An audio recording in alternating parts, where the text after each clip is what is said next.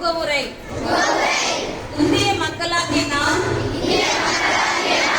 உறுதியான ஒருமனதான தீர்மானத்துடன் இந்தியாவை இறையாண்மை மிக்க மக்களாட்சி சமதர்ம மதசார்பற்ற குடியரசாக உருவாக்குகிறோம்.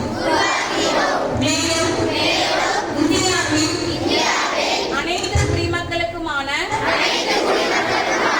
வகையில் சமூக பொருளாதார மற்றும் அரசியல் நீதியையும் சுதந்திரமான முறையில் வெளிப்பாடு நம்பிக்கை விசுவாசம் மற்றும் வழிபாடு ஆகியவற்றுடன் தகுதி மற்றும் வாய்ப்புகளில் அனைவருக்கும் சமத்துவம் மக்களிடையே சகோதரத்துவம் மற்றும் தனிமனித மாண்பையும் வளர்ப்பதுடன் நாட்டின் ஒற்றுமையை ஓங்க செய்வதற்கு அரசமைப்பு நிர்ணய சபையில்